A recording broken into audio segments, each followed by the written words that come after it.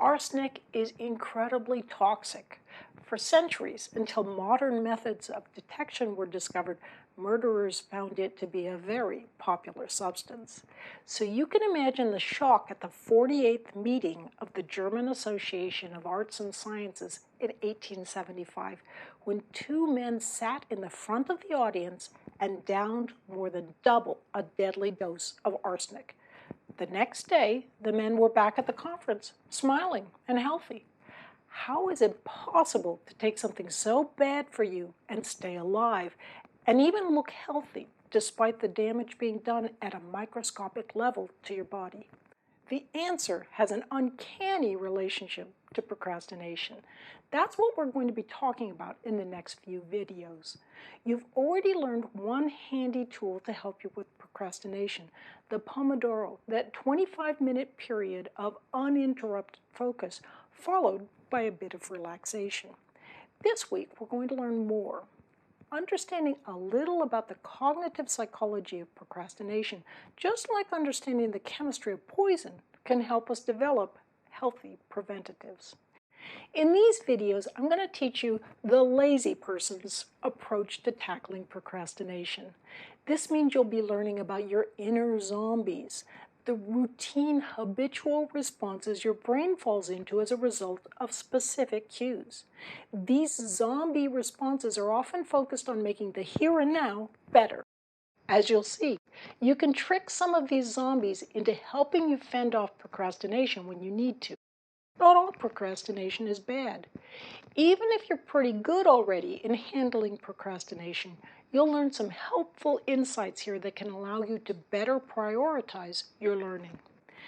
The reason that learning to avoid procrastination is so important is that good learning is a bit-by-bit activity. You want to avoid cramming, which doesn't build solid neural structures. By putting the same amount of time into your learning, but spacing that learning out by starting earlier, you'll learn better. First things first, unlike procrastination, which is easy to fall into, willpower is hard to come by. It uses a lot of neural resources. You shouldn't waste willpower on fending off procrastination except when absolutely necessary. Best of all, as you'll see, you don't need to. If you'll remember, we procrastinate about things that make us feel a little bit uncomfortable. You think about something you don't particularly like, and the pain centers of your brain light up. So you shift and narrow your focus of attention to something more enjoyable. This causes you to feel better, at least temporarily. But sadly, the long-term effects of habitual avoidance can be nasty. When you put off your studies, it can become even more painful to think about studying it. You can choke on tests because you haven't laid the firm neural foundations you need to feel comfortable with the material. Procrastination can be a single, monumentally important keystone bad habit. A habit, in other words, that influences many important areas of your life.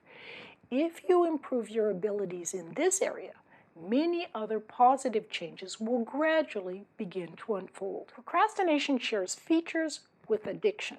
It offers temporary excitement and relief from sometimes boring reality.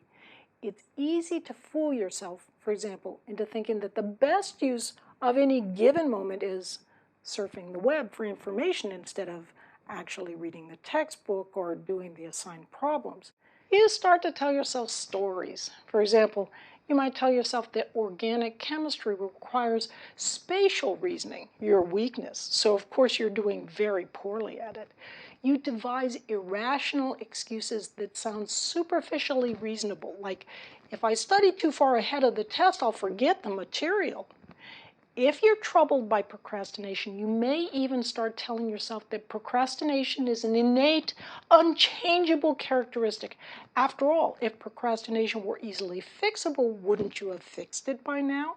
The higher you go in your studies, however, the more important it is to take control of procrastination. Habits that worked in earlier years can turn around and bite you. What I'll show you in these next few videos is how you can become the master of your habits. You should be making the decisions, not your well-meaning, but unthinking zombies, your habits.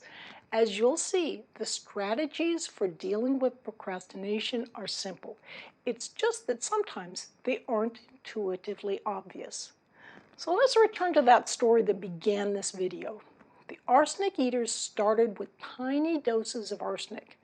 In tiny doses, arsenic doesn't seem harmful. You can even build up an immunity to its effects. This can allow you to take larger doses and look healthy even as the poison is slowly increasing your risk of cancer and ravaging your organs. In a similar way, procrastinators put off just that one little thing. They do it again and again, gradually growing used to it. They can even look healthy, but the long-term effects, not so good. I'm Barbara Oakley. Thanks for learning how to learn.